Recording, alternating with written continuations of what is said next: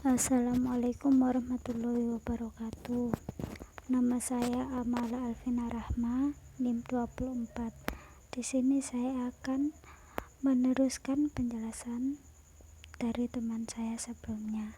Bab 6, tantangan dan perkembangan ekonomi Islam.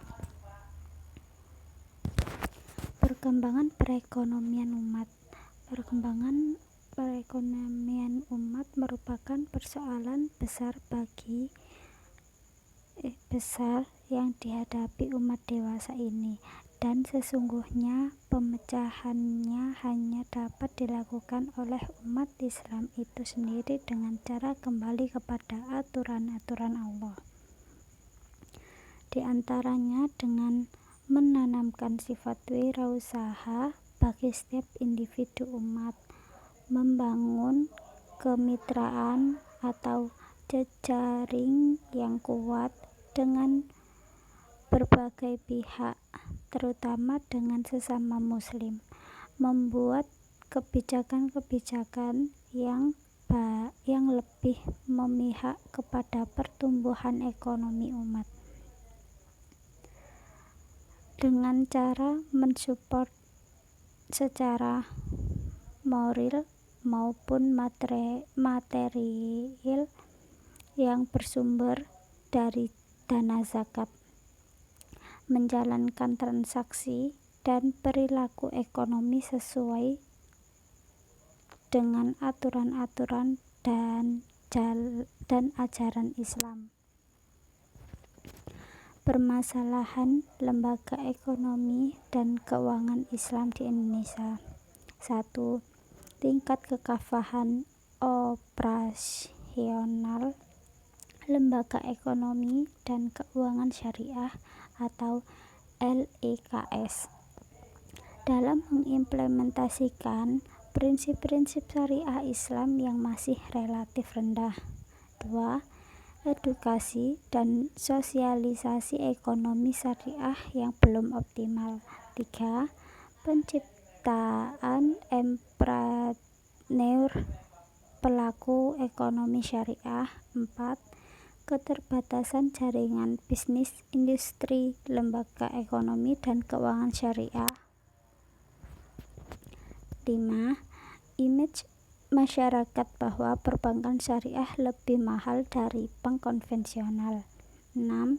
Portofolio bagi hasil yang masih rendah pada lembaga ekonomi dan keuangan syariah.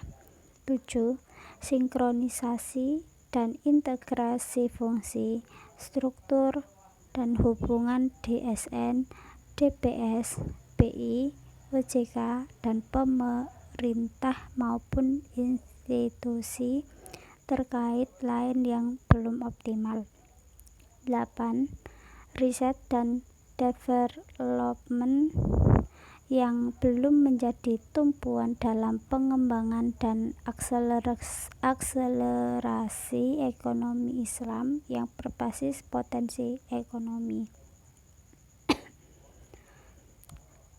9. Ketersediaan sumber daya insani yang mumpuni belum selesai dengan kebutuhan. 10.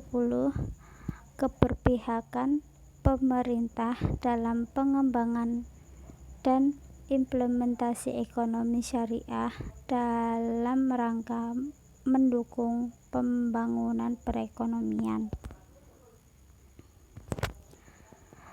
Tentang ekonomi Islam di Indonesia. Perkembangan ekonomi dan keuangan syariah di Indonesia menghadapi berbagai tantangan di antara lain. 1. Indonesia, pemerintah pusat dan daerah yang belum maksimal dalam mendukung implementasi ekonomi syariah. 2. Lemahnya pemahaman masyarakat tentang ekonomi syariah sehingga membentuk opini ekonomi syariah tidak ada bedanya dengan ekonomi konvensional. 3. Share ekonomi syariah yang masih relatif kecil dibanding dengan ekonomi konvensional. Ini dapat dilihat masih kecil share industri. Keuangan dan perbankan syariah dalam perekonomian. 4. Faktual ekonomi yang berubah dengan cepat dan sulit untuk diduga baik arah maupun eksposurnya dalam perekonomian. 5. Kontribusi ekonomi syariah terhadap perekonomian daerah yang diukur kontribusinya terhadap PDRB. 6. Keterlibatan stakeholder dalam riset dan pengembangan yang masih rendah. 7. Ekonomi syariah selalu ditutup untuk lebih baik, menolong lebih efisien, lebih murah dan integrasi, serta menghadapi masyarakat yang belum dapat syariah dalam menggunakan lembaga ekonomi Islam, melainkan masih bertumpu pada motif ekonomi semata.